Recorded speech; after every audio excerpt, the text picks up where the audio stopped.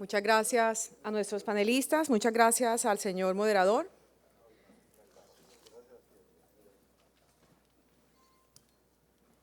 Gracias.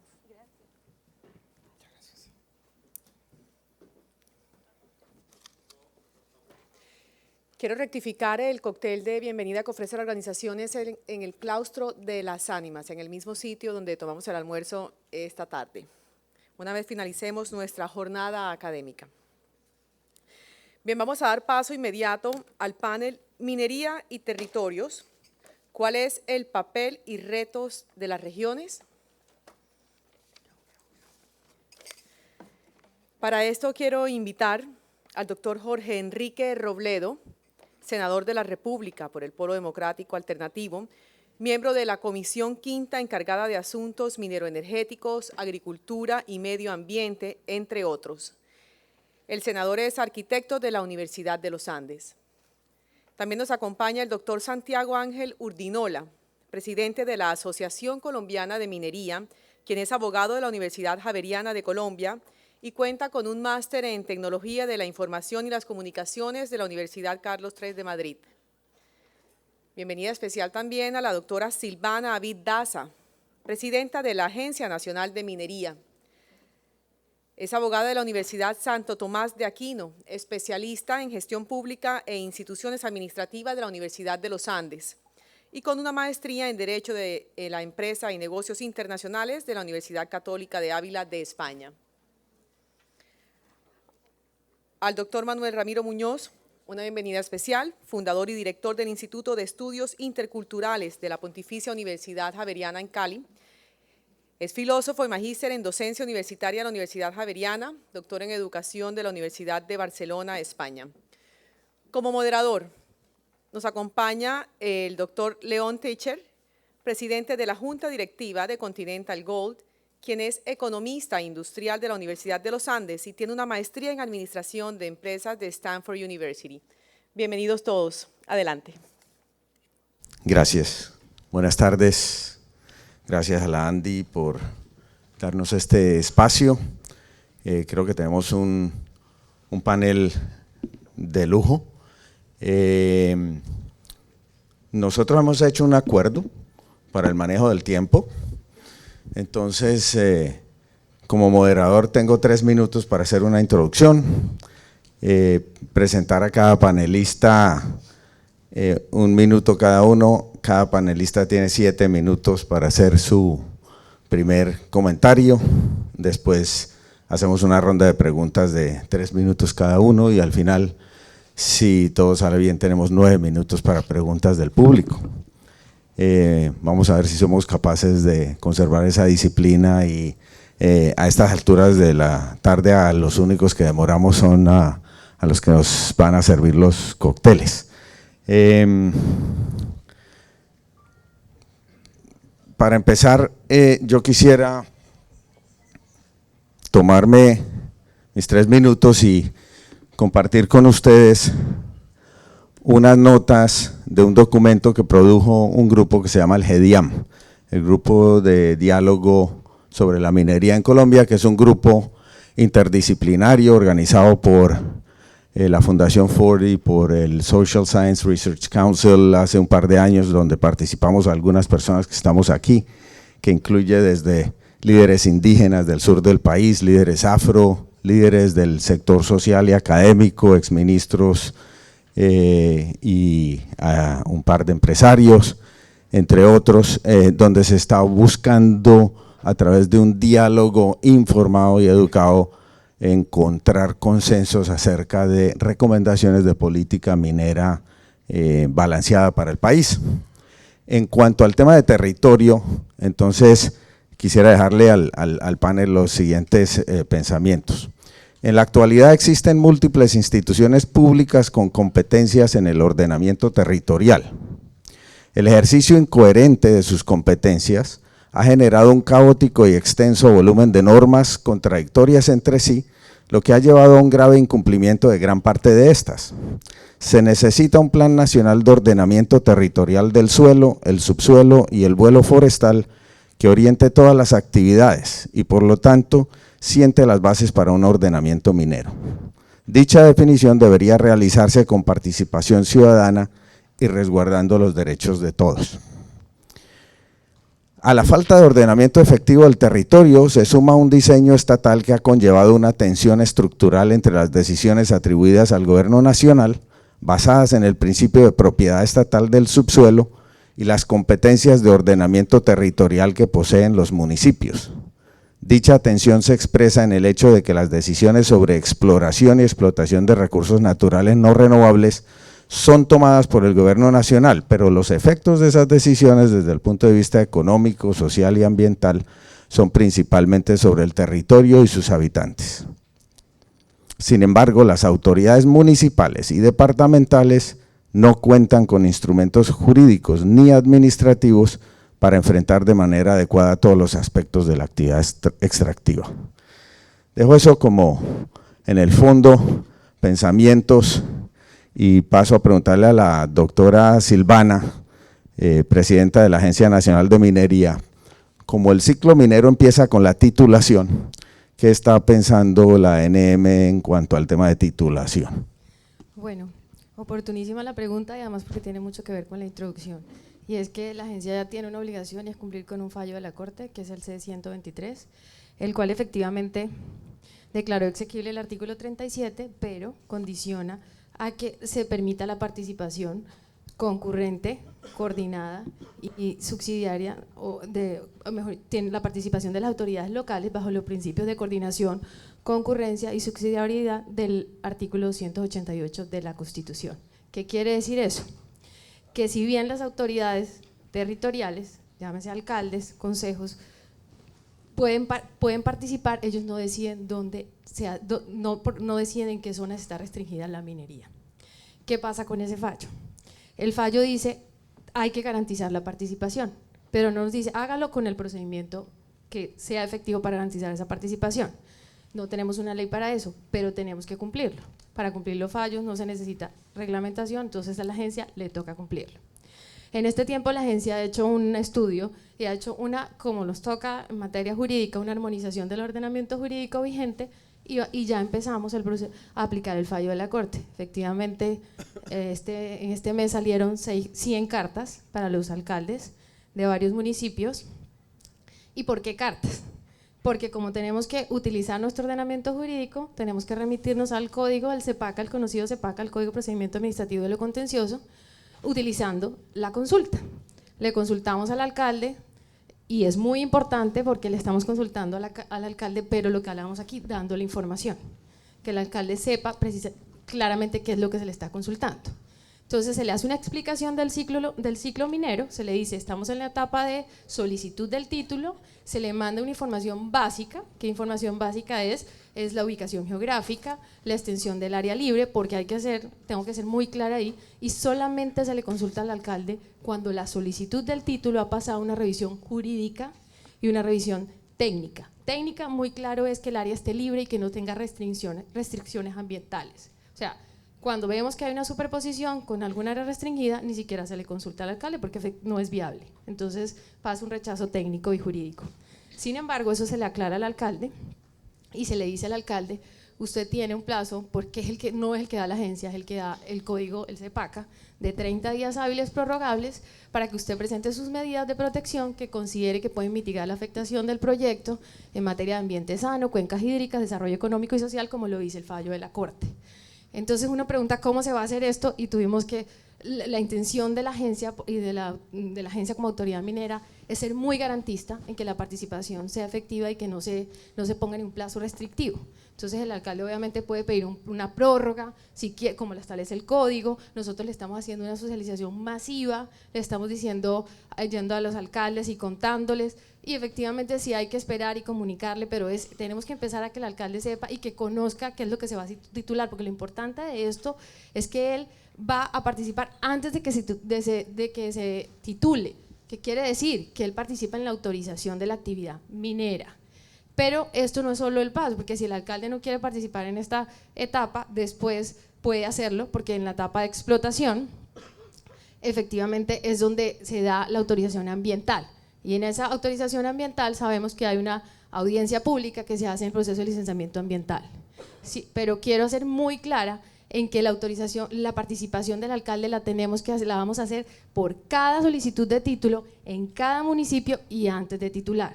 Si efectivamente el alcalde nos presenta medidas de protección, vamos a articularlas con las entidades competentes para hacer el análisis de las medidas que presente el alcalde.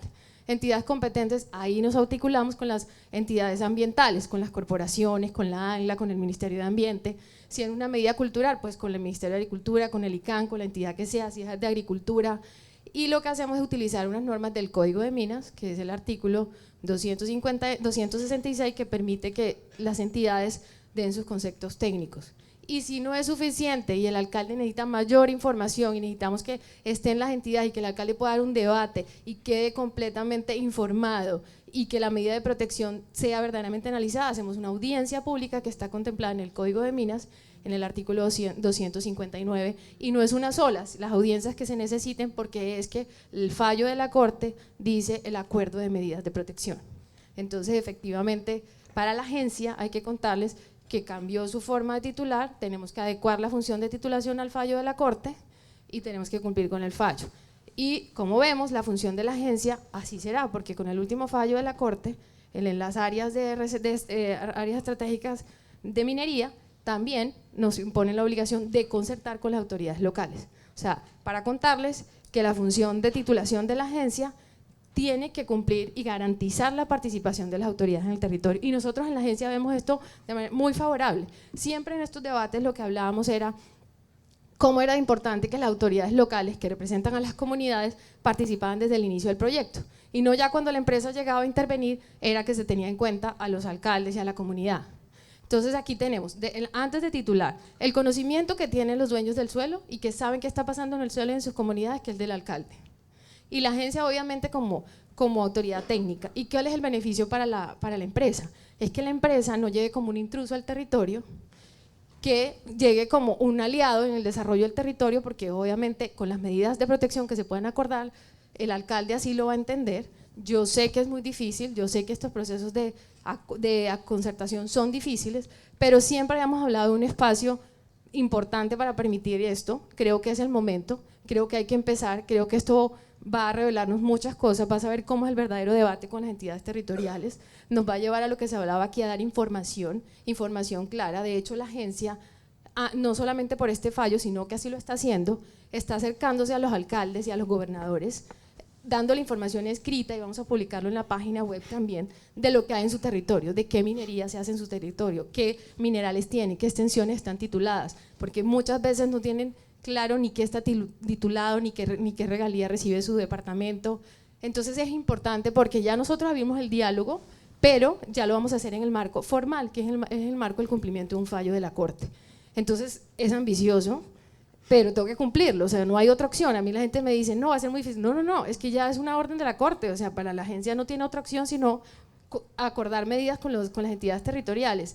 Y obviamente todas las expectativas se lo mandamos a alrededor de 14 municipios alrededor de todo el país, son las primeras, van a venir más. La agencia ha trabajado adelantando todo lo que les estoy contando, tenemos listo para mandar a consulta a los alcaldes nosotros le llamamos 1000 minutas viabilizadas, que es lo que está represado. Tenemos un gran número de títulos represados, pero en la agencia nos movimos hasta tener claridad cómo aplicar el fallo. De aquí vendrán muchas cosas, pero el mensaje es que no se va a titular sin cumplir el fallo de la Corte, y eso implica garantizar al máximo y de manera suficiente para llegar a un acuerdo de las medidas de protección que propongan los alcaldes. Muchas gracias, doctora Silvana. Doctor Manuel Ramiro, se habla en Colombia de leyes hechas para Dinamarca y aplicadas en Cundinamarca. Esperemos que el fallo de la Corte no falle, pero estas son leyes hechas en Cundinamarca para el resto del país. Usted que se ha trajinado buena parte del país, tanto desde su óptica académica como desde su óptica de practicante de lo que aquí se dice, ¿cómo ve ese tema de minería y territorio? ¿Y cómo ve el tema de entregarle las decisiones en buena parte a alcaldes que a veces no están preparados, a veces están cooptados, a veces tienen buenas intenciones y no tienen los recursos necesarios. ¿Cómo es esa experiencia en el territorio? Bueno, muchas gracias, León. Agradezco la invitación. Para nosotros, el Instituto de Estudios Interculturales de la Universidad Javeriana de Cali, que venimos trabajando en el conocimiento territorial local en varios lugares del país, es muy grato estar aquí. Yo creo que hay dos problemas estructurales, y ya los han dicho ahora y en el anterior panel aparecieron en evidencia, que tiene que ver con la articulación del Estado en su nivel nacional, con lo regional y con lo local. Hay una desarticulación evidente, y esa desarticulación evidente hace que muchas de las políticas que están muy bien diseñadas en el nivel nacional, a la hora de la bajada a lo regional y a lo local, normalmente no tienen la coherencia, o en lo local no tienen las capacidades, las autoridades locales, para cumplir esas políticas. El segundo problema estructural que se alcanza a ver desde las regiones es el problema intersectorial. En el problema intersectorial, el Ministerio de Minas tiene una lógica, el Ministerio de Minas a veces otra, el Ministerio del Interior otra, las distintas oficinas no están articuladas. Y eso hace que en un momento determinado esas políticas, tal vez no en el diseño, que son coherentes, en la práctica, no en el qué, sino en los cómo, realmente no alcanzan a llegar. En ese orden de ideas, desde el Grupo de Diálogo Minero se ha planteado, viendo este problema estructural, que es necesario la construcción de una entidad estatal que articule. Le hicimos la propuesta al Ministerio del Interior de una agencia de diálogo social intercultural, y pusimos intercultural porque uno de los problemas serios en la localidad es el tema de los territorios étnicos. El país hoy cuenta con cerca de 29 millones de hectáreas, de las 105 que es el país, casi el 25% del territorio son territorios indígenas, protegidos bajo el convenio 169 de la OIT y asumidos en la Constitución colombiana como territorios donde hay autonomía, y son territorios cuya propiedad es propiedad privada con título colectivo. O sea, son territorios en los cuales hay un régimen especial. Y tenemos más de 5,5 millones de hectáreas de consejos comunitarios. Pensemos solamente en la franja que nos conocemos como el Pacífico. En el Pacífico son 10.700.000 hectáreas, toda esa franja del Pacífico. De esos 10.700.000 hectáreas, 5,5 millones son consejos comunitarios. 2,5 millones son resguardos indígenas y 1 millón son parques naturales. Son regímenes, hay normas, hay leyes que si no hay una acción integral del Estado ahí, difícilmente se podrá desarrollar las regiones, se podrá entender los contextos particulares, o difícilmente un diseño institucional centralizado va a tener los necesarios comos, instrumentos, prácticas. Ahí aparece también un problema muy complejo, el tema de la información, apareció ya fuertemente, la información actualizada. Mi instituto, una de las tareas que realiza es actualizar la información secundaria. El IGAC, por ejemplo, en algunos temas está 5 años atrás, 7 años atrás, algunos temas no están, en el tema minería lo sabe la directora, por ejemplo, en el Cauca tenemos 42.000 hectáreas del Fondo Nacional Agrario que están en propiedad en ese momento del extinto INCODER, pero que están en manos de los indígenas. Eso no aparece en el registro. Llega alguien a pedir una licencia, como no está en el registro, se da.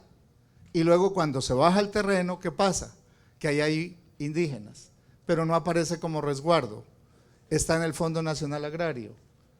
¿Se podía dar la licencia? Claro, porque no aparece el registro, no es resguardo constituido, pero está en manos de las comunidades indígenas, y ahí esa falta de información hace que la toma de decisiones no sea asertiva, ni de parte del Estado, ni de parte de las empresas.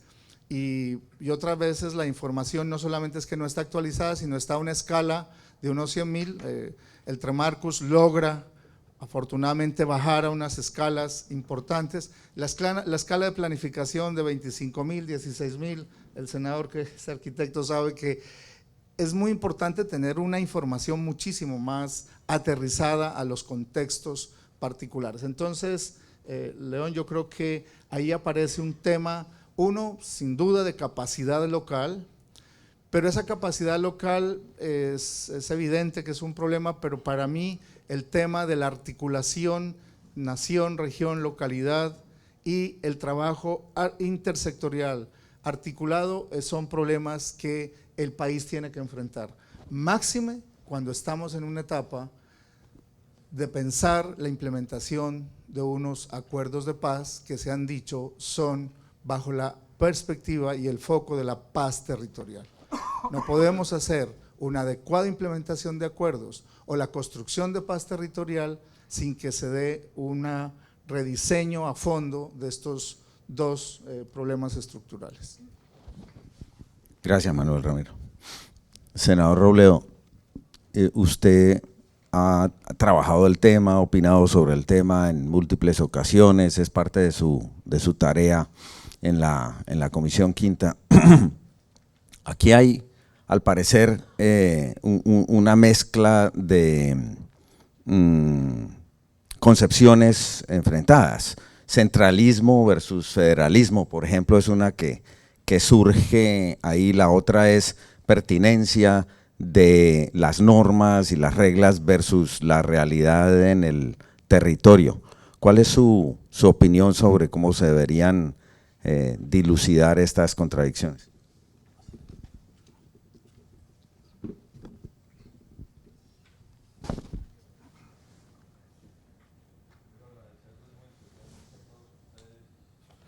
Señores y señoras, por estar aquí, a la Andy, mis agradecimientos, al doctor León también, por supuesto, y a los compañeros del panel. Hablo de aquí porque no he podido acostumbrarme a ese formato que uno no sabe qué hacer con las piernas, ni con los zapatos, ni con nada así. Aquí uno queda como protegido un poquito, ¿sí?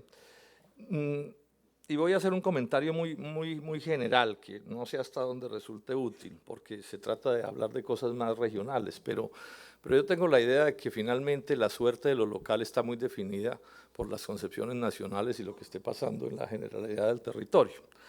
Y creo que el punto, a mi juicio, crucial es que la minería, con el paso de los años en Colombia, y es probable que en otros sitios, ha ido perdiendo una cosa que alguien llamó la licencia social.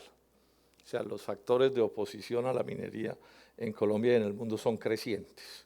Y eso ha ido haciendo, pues por supuesto, creando un poco de complejidades bien grandes. Entonces me voy a referir a eso. ¿Qué pienso yo que es lo que está pasando y qué pienso yo debería hacerse? Bueno, esto tiene que ver con personas que inclusive niegan cualquier posibilidad de que exista minería. Ese no es mi caso. Yo uso mucho una frase en la que digo que minería sí, pero no así. O sea, parto de reconocer que debe haber minería. Inclusive he estado insistiendo en cosas que a algunas personas no les gusta que se digan, pero que yo las digo, ¿no? Y es que nosotros los seres humanos al final somos una especie minera, ¿no? Esa es una de las principales diferencias que tenemos con las otras especies del reino animal, que solo toman de lo vegetal y de lo animal y agua, mientras que nosotros al final lo que somos es una especie minera, y en ese sentido, entonces, pues es obvio que minería sí. Y cuando digo minería sí, también digo que debe ser una minería la más diversa que se pueda. Puede haber minería de transnacionales, puede haber minería de nacionales, puede haber minería del sector privado, puede haber minería del sector público, y debe haber grandes, pequeñas y medianas minerías. O sea, ese sí es digamos, supremamente amplio, las posibilidades todas están planteadas. El punto es, bueno, ¿y ese sí cómo? Y entonces ahí es donde aparece el no así. No así es una manera de decir que, a mi juicio, lo que sucede en Colombia está muy teñido, muy tocado, o más allá que tocado, de malas decisiones y de maneras de hacer las cosas que han ido creando esa especie de pérdida de la licencia social. Entonces menciono algunas cosas, las voy a mencionar por lo positivo, ¿no? El tema medioambiental.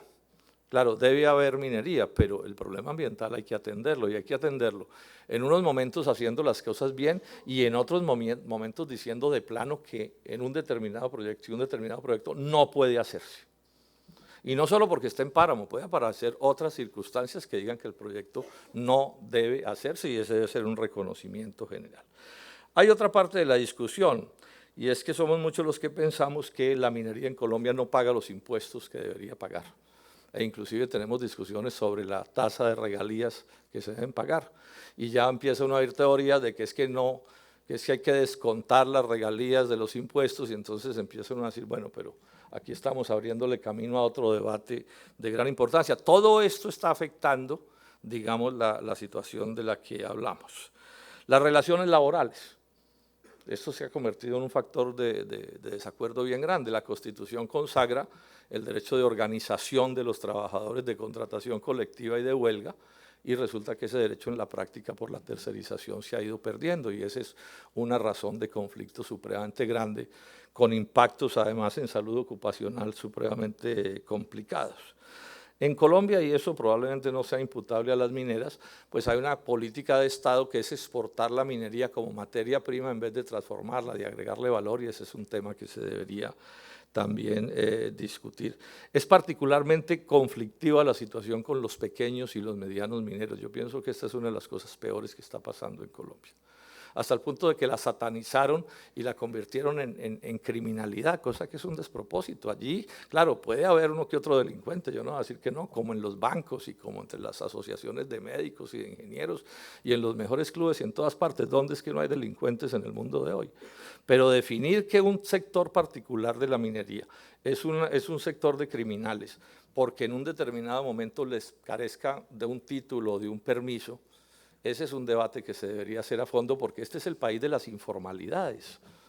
O sea, este es un país donde la informalidad es enorme y definir, digamos, como criminal a un vendedor ambulante, aun cuando su actividad no esté enmarcada propiamente dentro de las normas, es una desproporción. Y allí hay un punto de conflicto que debería resolverse y atenderse de alguna manera en esta idea que he planteado desde el principio de que deberían poder coexistir las distintas formas de minería. Bueno, y aparece también el conflicto entre lo nacional y lo local, ¿no? Entonces el gobierno nacional dice, no, es que el subsuelo es de la nación, y entonces más o menos tenemos derecho a hacer lo que se nos antoja, pero resulta que el subsuelo es de la gente, y la gente vive en el suelo.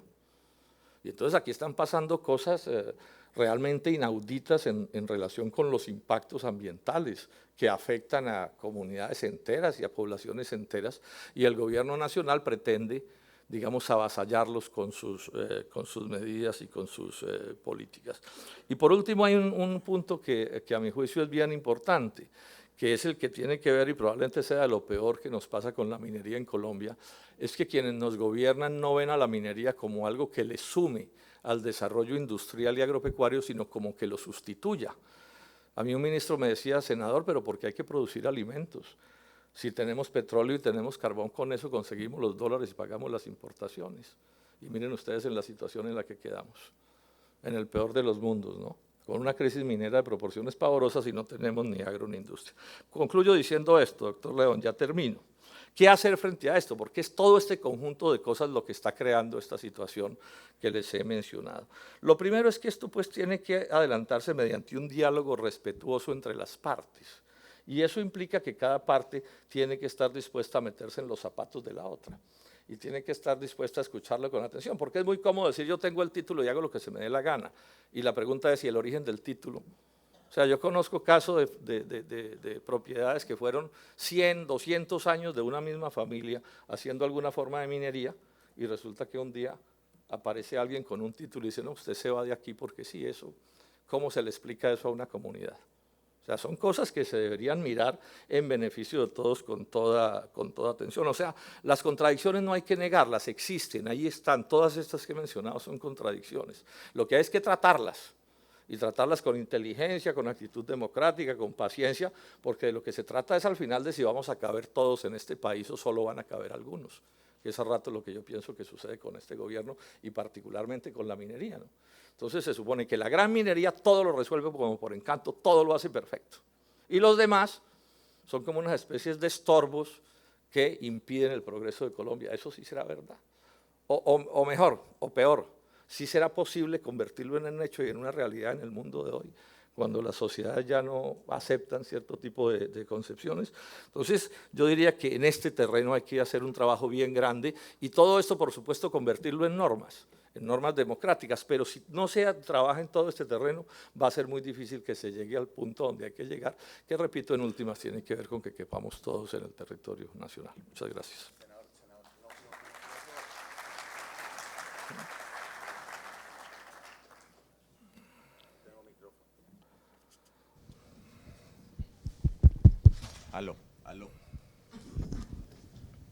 Aló. Déjeme aprovechar que está usted ahí en su escritorio de profesor protegido y preguntarle entonces, uno lee las noticias, sobre todo recientemente uno ve crecientemente fotos como las que mostraba el doctor Andrés Restrepo hace un rato de ríos devastados en Colombia. Esa actividad minera en esos ríos sin control alguno, destruyendo las cuencas, ¿se puede considerar criminal o se debe considerar equivalente a la actividad de un vendedor ambulante o cualquier otro tipo de trabajo informal? Y digamos, le cuento que alrededor, sobre todo de la minería de oro, está demostrado que se desarrollan empresas criminales. Uno ve al minero individual, pero típicamente son a su vez empleados explotados de grandes empresas afiliadas a organizaciones mafiosas en este país. Entonces, el alcalde de la ciudad o del municipio se ve inmerso en una dinámica muy parecida a la del narcotráfico de plata o plomo. ¿Cómo hace uno para incorporar ese concepto, digamos, de la criminalidad en la minería en ese análisis que usted nos estaba haciendo? Pues doctor León, o sea, si se trata del tamaño del hueco, imagínese el tamaño los tamaños de los huecos que están construyendo en la costa atlántica algunas de las mineras más distinguidas de Colombia. No caben ni en las fotos los tamaños de los huecos. O sea, esto tiene una serie de complejidades y por supuesto a mí no me gusta que eso suceda, ni lo uno ni lo otro. El problema es cómo se resuelve y cuál es el fenómeno que está ahí presente. Y entonces, claro, ahí puede haber uno que otro criminal, yo no voy a decir que no, pero no es lo único que hay. O sea, aquí estamos hablando de unas minerías ancestrales que se dan por generaciones en esos territorios. Y repito, el punto es qué se hace con eso. Porque el deterioro ambiental es evidente. Ahí están moviendo, yo no sé, el río número qué, en una explotación inmensa de carbón en el Cesar, destruyendo pavorosamente el medio ambiente de esa región, sin hacer ninguna reconstitución como se debería hacer, generando unos problemas ambientales miedosos, y de eso ¿quién habla? Entonces parte del problema que tenemos es que las cámaras toman lo que quieren tomar, y eso lo sabe la gente, pero al final ese no es el problema es cómo se resuelve eso. Entonces, yo diría que hay básicamente dos teorías. Uno es definir que todos esos pequeños y medianos mineros, todos sin excepción, son criminales y tírenles el ejército y la policía encima. Esa es una posición.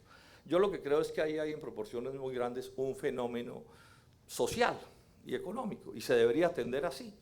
De la misma manera que lo que hay en el mundo de las ventas ambulantes también es un fenómeno social fundamentalmente. Ahora puede que también ahí alguien lave dinero y ponga a unos pobres a vender no sé qué cosa en las esquinas, etcétera, pero a esos pobres también son parte del fenómeno. Y si se trata de los maltratos laborales, imagínense por dónde empezamos.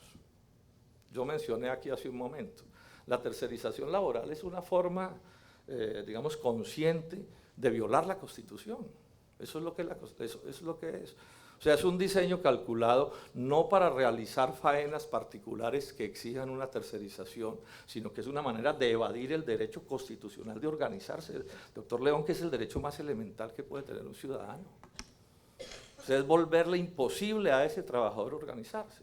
Entonces aquí nos toca mirar todas las cosas de conjunto. Y claro, decían estos días unos mineros, que nos persigan por mineros, pero no por criminales. son cosas distintas. Y aquí hay un concepto que ha existido desde siempre en Colombia, que yo creo que es el concepto que hay que acogerse. Aquí hay un fenómeno de informalidad inmenso. Y lo hay en la industria, y lo hay en el agro, y lo hay en todas partes. Empezando el gobierno del presidente Santos, se aprobó una ley, el doctor Name debe acordarse, de formalización de las industrias en las ciudades. No sé en qué tanto éxito tendría, pero esa es una realidad que tenemos. Entonces, el punto es que lo miremos. Ahora, si hay un delincuente, un criminal en sentido estricto de la palabra, bueno, pero es que a veces se va para la cárcel no por minero, pienso yo, sino por criminal, que es una cosa diferente. Muchas gracias. Doctor Santiago Ángel, el senador Robledo habló de diálogo respetuoso, de ponerse en los zapatos del otro. Manuel Ramiro habló de una agencia de diálogo intercultural. Yo en lo que leí hablaba de que se debe respetar los derechos de todos. ¿Usted como representante de un gremio del sector empresarial cree que los derechos de las empresas también están siendo respetados? Buenas tardes a todos, un agradecimiento a la ANDI, saludar a los compañeros de panel. Y creo que estamos al final de la tarde en los debates más importantes, porque hoy leía justamente un constitucionalista que decía una frase y decía: la locomotora minera se estrelló contra la autonomía territorial, y creo que ese es el profundo discurso de este panel, y es cómo logramos esos tres verbos tan importantes que decía la presidenta de la ANM, de cómo logramos precisamente esa seguridad jurídica, que es, como dice León, el respeto de los derechos de los inversionistas nacionales y extranjeros en esta industria. Y es que no debemos olvidar, como decía el senador Robledo, que esta industria minera es una industria, primero, de todos los tamaños y de todos los minerales.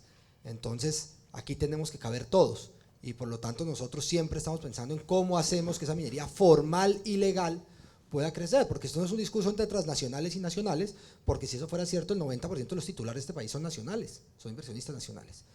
Y yo creería que ese 90% además es mediana o pequeña minería, que hizo un esfuerzo de conseguir un título, de pasar por las ventanillas y de tener una licencia ambiental, y que sentimos no solamente los inversionistas extranjeros, sino también los nacionales, que precisamente ha habido un desconocimiento de las reglas de juego. Entonces voy a contar una historia de 200 años en 2 minutos, porque una de las lecturas más interesantes cuando entré a este mundo minero, miramos los cuadernos del Libertador, y en ese momento él hablaba del despelote entre los recursos y las regalías o los pagos que se hacían de plata y el platino, del oro y de la plata, entre los gobernadores y la república, y cómo se lograba cuadrar este despelote.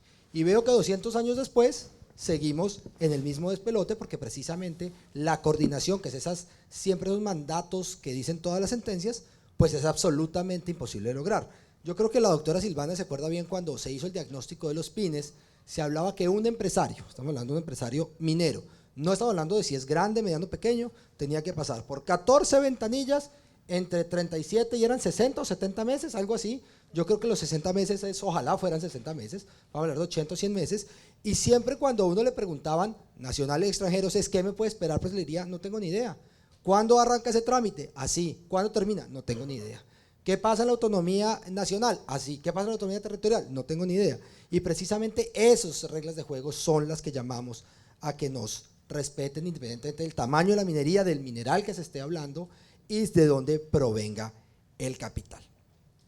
Hace poco un observador de la industria me decía, mire, Colombia ha venido en una historia de resolver sus problemas vía el conflicto armado, y eso ustedes se institucionalizaron con unas fuerzas armadas fuertes, con unas reglas, y precisamente hemos pasado los últimos años del conflicto social, y sobre eso todavía no sabemos de cómo lo vamos a manejar. Yo creo que tenemos que hacer un gran esfuerzo como país, un gran esfuerzo de precisamente la coordinación de esas autoridades nacionales y locales para que haya ese respeto de reglas de juego, y creo que como Estado hay muchos estamentos que participan en el mismo. No solamente la dificultad es que ustedes ya advierten que es coordinar no solamente gobierno con gobierno, como bien decía Manuel Ramiro, que habla precisamente que todos estemos empujando por el mismo lado, sino que ahora no tenemos una dificultad adicional, y es coordinar gobierno nacional, instituciones nacionales con gobiernos regionales, con unos intereses absolutamente distintos. Y además de esto tenemos que coordinar ya no solamente gobiernos nacionales, gobiernos regionales, sino el resto del Estado, porque también tenemos el Congreso de la República, también tenemos los jueces, también tenemos los organismos de control. Entonces, ¿cómo hacemos políticas de Estados para que esto evolucione? Yo me he sentado en los últimos días, a raíz de los recientes fallos, me he sentado con casi todas las embajadas que tienen inversiones mineras importantes. Y lo que ellos más me llama la atención y me dicen, mire, en nuestros países, al final hay separación de poderes como en Colombia, igual. Lo que pasa es que hay ciertas políticas de Estado en las cuales todos empujamos con distintos matices, pero hacia allá vamos, en un norte claro. Y mientras ustedes no tengan ese norte claro de hacia dónde vamos, va a ser muy difícil coordinar. Entonces, si a esto le metemos el nuevo eslabón de la cadena, y es como, y yo estoy de acuerdo que tenemos que ser respetuosos del suelo, y cómo lo vas a coordinar, porque el suelo y el subsuelo, pues ya entendimos que son partes de una cadena, a pesar de que que cuando, digamos, empezamos esta industria, lo primero que nos recitaban era el artículo de la Constitución, que la nación era el propietario del subsuelo y que por lo tanto tenía que acordarse con ellos. Pues si hay otro pedazo que en ese momento teníamos que no nos recitaban tanto y que hoy en día es el que más se recita, y es que tenemos que lograr esa coordinación territorial. Entonces este es un reto, yo me acuerdo con la viceministra, cuando mirábamos precisamente, se puso en el tema de cómo se coordinaban los municipios, llegaron, no me acuerdo, fueron 25 o 26 solicitudes de municipios, y cuando empecé a mirar qué estaban pidiendo, todos los señores decían, a las mineras que me construyan el hospital, a la minera que me haga la carretera, a la minera que me garantice la educación primaria y secundaria. Y entonces uno decía, entonces esa es precisamente la coordinación y la forma como quieren ver la minería. La minería es la minera es ese reemplazo del Estado de las necesidades básicas satisfechas que han sido responsabilidades del Estado, y en todo pliego, en la entidad territorial, siempre llega el tema de las regalías y cómo se reparte ese ponqué, porque precisamente las reglas fueron armadas y fueron hechas donde los pagos creo que cuando usted siente un panel de economistas siempre hablan precisamente de los aportes de los recursos mineros a la nación, de los aportes de recursos mineros a la infraestructura, al desarrollo y demás. Entonces siempre empiezan, es yo cómo participo en ese pastel, y esa es una discusión que tenemos que madurar como país, precisamente porque si nos sentamos en la nación con los intereses y los territorios con esos intereses absolutamente distintos, y es más, cómo logramos ese beneficio mío particular como persona, como individuo y como región, y que también es justo y válido porque precisamente ellos están en territorio, pues mientras que no lleguemos a esa madurez de entender cómo se dan esas dos relaciones, creo que estamos en esa falta de respeto de derechos y de reglas de juegos hacia adelante. Yo me traje un mapita, León nos dijo que no traíamos presentación, entonces aquí lo traje. Este es el único censo minero que se ha hecho, se hizo en el año 2010, digamos, el último censo. Y en el año 2010, y el color acá nos mostraba, de las unidades censadas en ese momento, solo el 37% era legal. Yo estoy seguro que esto ha aumentado pavorosamente y de forma creciente, con una gran preocupación, y es decir, que el 65% de esa minería censada en ese momento estaba fuera de la legalidad, y por lo tanto no importaba hablar de la licencia ambiental, pues porque es que no había tal, no importaba hablar de la asistencia social, porque eso pues mucho menos, si había licencia social, ambiental pues mucho menos la social, no había por qué hablar de pagos al Estado, pues porque eso tampoco se ha hecho. Entonces yo creo que sí tenemos que tener esa realidad, en la medida que arrinconemos la minería legal, vamos a darle campo a la minería ilegal. Todas las mediciones, creo que el externado sacó una medición hace poco que hablaba acerca de casi 300 municipios, la de la policía habla de más de 400 municipios, entonces la realidad que estamos viviendo es, ¿queremos tener una Colombia montada en la legalidad? Pues hablemos de las reglas de juego para eso.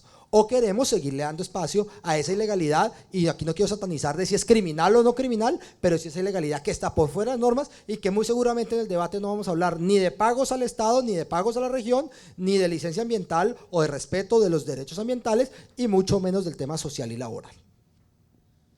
Muchas gracias. Doctora Silvana, esa tarea difícil de ser la autoridad minera en medio de este complejo desorden.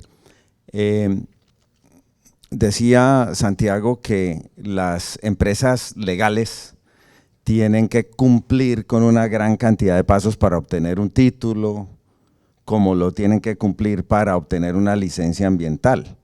Y después de que lo obtienen y desarrollan un proyecto, reclama con toda razón el senador Robledo que tienen que cumplir con las leyes laborales, con las contribuciones fiscales, etcétera. Sin embargo, la gente que no está en la legalidad no tiene que hacer ninguno de esos trámites, ninguna de esas colas, pasar por ninguno de esos procesos, pagar ninguno de esos impuestos, ni ser sujeto de la crítica de ninguna de las autoridades ejecutivas o legislativas o judiciales de este país. ¿Cómo se maneja eso a la luz de lo que ya nos presentaba la viceministra María Isabel Ulloa esta tarde?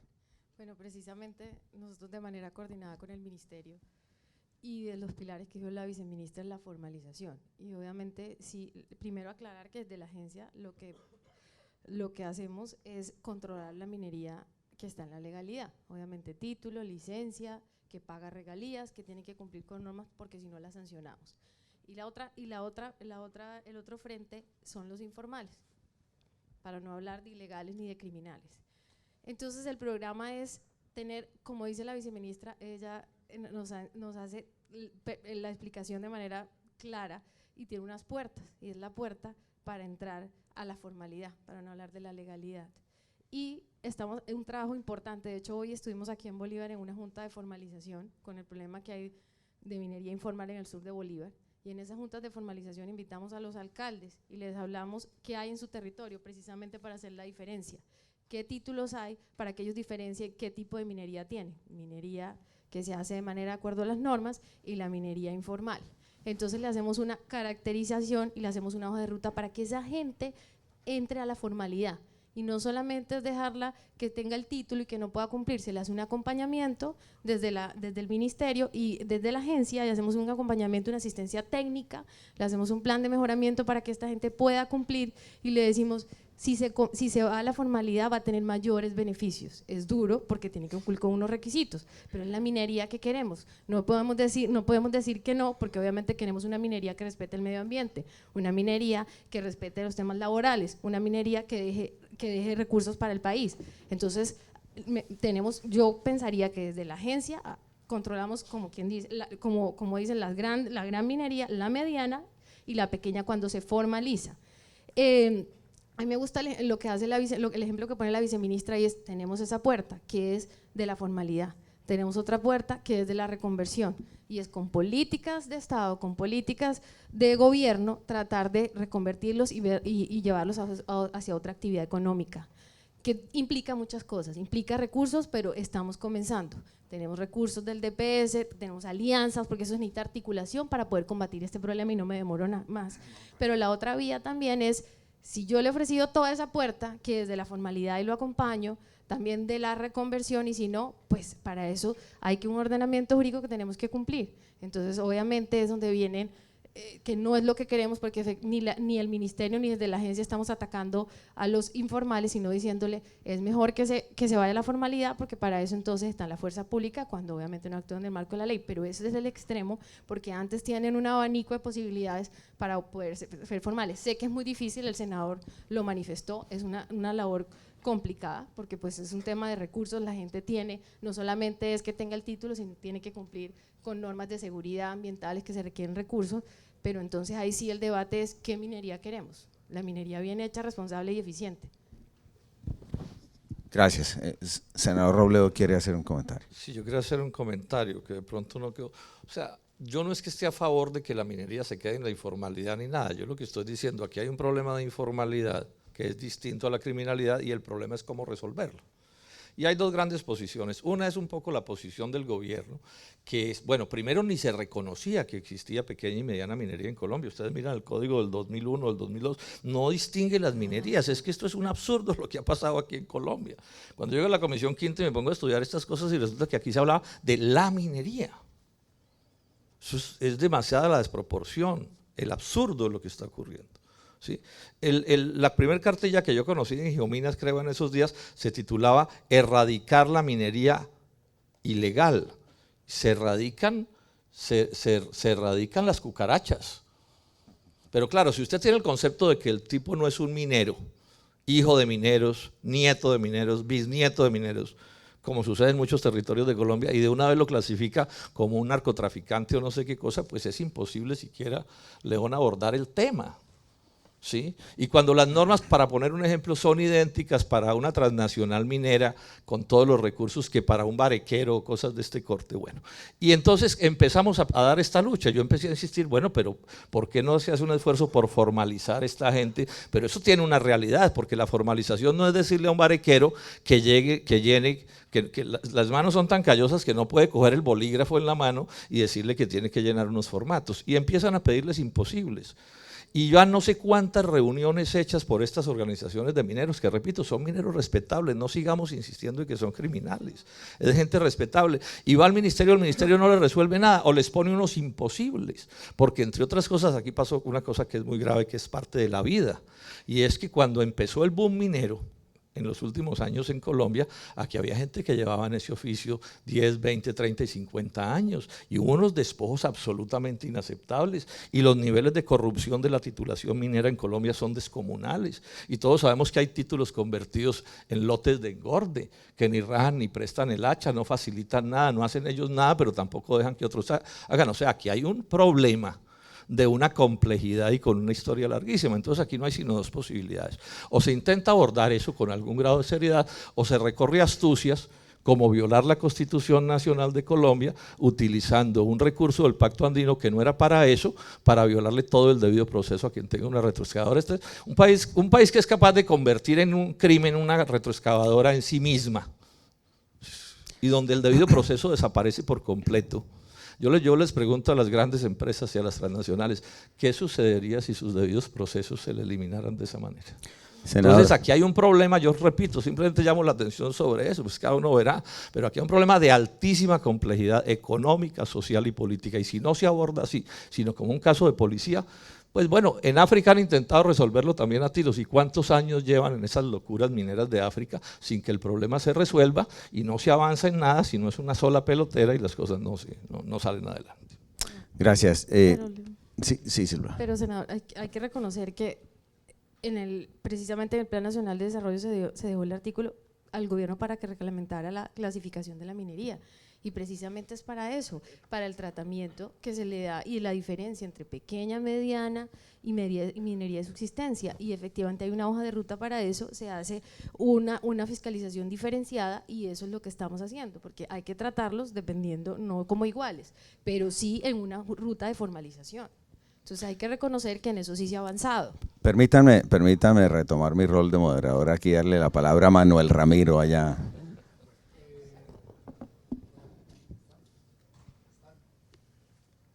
Aló, sonido. Allá, por favor. Allá. Sin que el debate se vuelva semántico, pero yo sí creo que la distinción es muy importante. Hay minería ilegal. ¿Y la minería ilegal cuál es? La que no paga bien impuestos, la que no cumple las normas ambientales, la que usa las normas laborales. Y eso es una exigencia de cualquier empresa que quiere ser sostenible, no quiere ser matar la gallina de los huevos de oro. En un mundo globalizado, empresas sostenibles son las que generan realmente valor y riqueza, y hay empresas que no están en esa lógica, que son ilegales. Pero yo sí creo que así le llamemos extracción ilícita o extracción criminal de minerales, en el país es evidente que existe una minería criminal, que no es la que no paga impuestos no, son bandas criminales, estructuras y organizaciones transnacionales criminales, las que están en este momento en un contexto explotando minerales en Colombia. Está cada vez más comprobado, la Fiscalía ya lo ha dicho, los estudios de Luis Jorge Garay lo muestran, cómo el cartel de Sinaloa es el que está detrás de la explotación alrededor de Buenaventura. Y que las casas de pique no son un invento de los de Buenaventura, sino traído de estas estructuras criminales. Creo que el senador tiene razón en que un barequero, un pequeño minero, pues no es eso, no es una estructura transnacional de crimen organizado, con bandas armadas poderosas, que son las que hoy están en el territorio. Ahora, a esa minería criminal, atacarla desde la perspectiva solamente policiva es un error, Ya lo vimos con el narcotráfico. El narcotráfico es un fenómeno que necesita una acción integral del Estado, no solamente policivo, porque ¿qué han hecho estas bandas criminales que están detrás de nuestra riqueza? Enganchan a los pequeños mineros, enganchan a las comunidades. Una persona de los barrios más pobres de Cali se va un fin de semana al Cauca y regresa con 1,5 millones de pesos en un fin de semana. Al final las comunidades terminan… O no regresa. Terminan defendiendo estas estructuras. Y esa plata, ese oro, no queda para las comunidades, no queda para el barquero, no queda para el pequeño minero. Son grandes riquezas que se van a engrosar las estructuras de bandas criminales transnacionales. Y para mí ese es el punto más fuerte y peligroso, es que acabamos de regresar del río Anchicayá, hicimos un recorrido del río Yurumangui y realmente se está destruyendo el río Timbiquí. Acabamos de recibir, León, ese bello río en este momento está absolutamente contaminado de mercurio. En el sur de Bolívar, 3,000 familias al año vierten 10 toneladas de mercurio.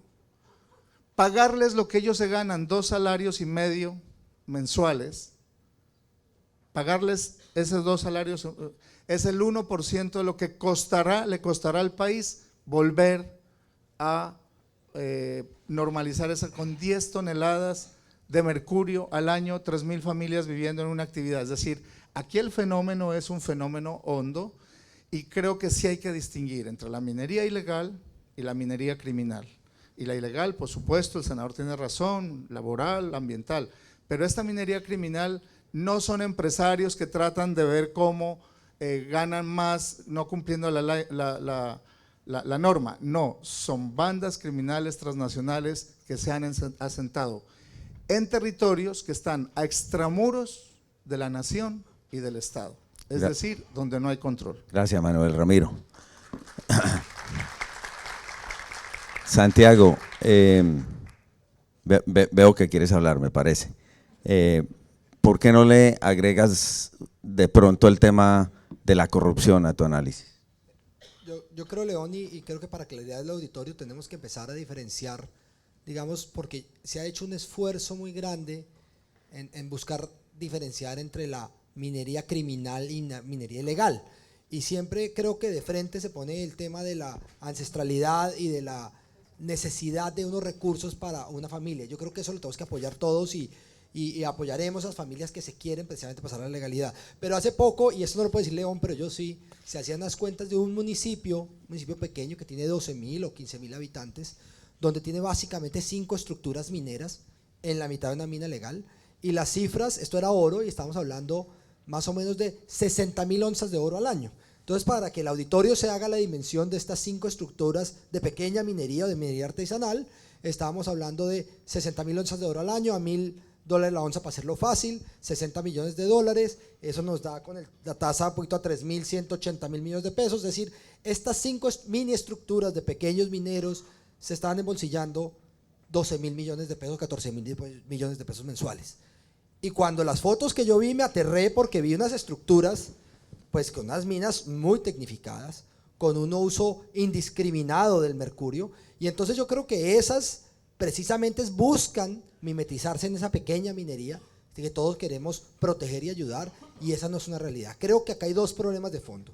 Un problema de unos pasivos ambientales que le vamos a dejar a la nación de yo no sé qué tamaño, cuando se abran y se escurran esos huecos y se escurra ese daño, pues es un pasivo que tendremos que responder todos los colombianos, no solamente ante nosotros, el resto de nuestros costarricenses, sino ante el mundo. Es decir, esos pasivos, esos ríos que tú mencionas, ¿quién va a remediar ese daño ecológico que se le está haciendo al país? Y segundo, un tema de salud pública, porque es que a mí sí me aterra ver que hay 35 niños muertos en Chocó por un tema de contaminación de mercurio, cuando yo me aterro y veo que Chocó es el segundo mayor departamento de producción de oro, Creo que no hay ningún título, la doctora Silvana me corrige, en explotación, y entonces ese segundo mayor departamento de explotación de oro del país demuestra que si no hay ningún título de explotación, pues todo es ilegal. Y lo demuestra que cada año vemos 35, 50, 60 niños muertos y envenenados precisamente por este desastre. Entonces no nos podemos dejar llamar a engaños. Creo que sí tenemos que ponerle un coto precisamente hasta dónde vamos a dejar que esto se llame pequeña minería, minería ancestral, y hasta dónde vamos a pensar que esta mecanización y estas mafias precisamente que están en esta actividad sigan haciéndolo, generando esos pasivos ambientales y un tema de salud pública muy grave para la nación. Gracias, Santiago. Yo creo que estamos ya llegando al punto de cerrar este panel. Quería enfatizar, digamos, el hecho de que con lo que leí al comienzo, hay un ejercicio de diálogo intercultural que hemos ensayado algunos en ese grupo DIAM. Como decía, hay participación indígena, afro, de todas las vertientes políticas, de tercer sector, académico, el sector privado y demás. Y hemos logrado unos interesantes consensos. Eso apunta a lo que el senador Robledo sugería cuando decía: tenemos que ponernos en los zapatos del otro y tenemos que tener un diálogo respetuoso. Y esa es la única manera como realmente vamos a lograr conciliar todas estas complejidades. Sobre el tema de los mineros tradicionales, solamente, y como moderador no debería meterme en eso, pero voy a hacer una excepción y me disculpan, y es que, senador, le cuento que pues yo conozco un pueblo en Antioquia que hace 4 años tenía 6.500 habitantes y hoy tiene 20.000.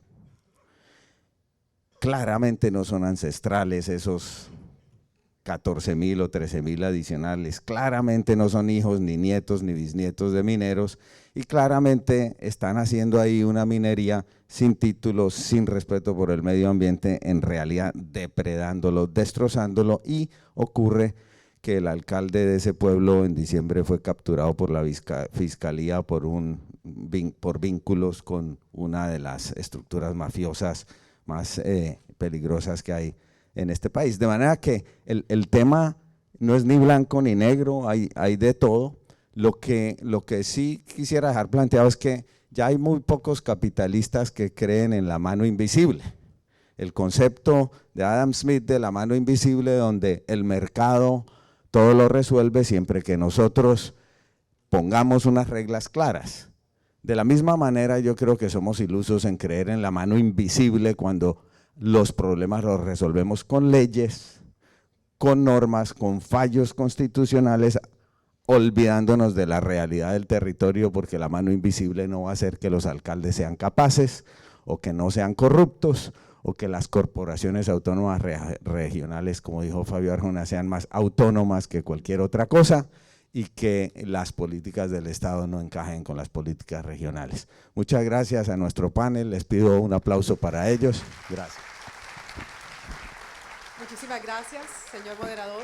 Muchísimas gracias a los panelistas invitados.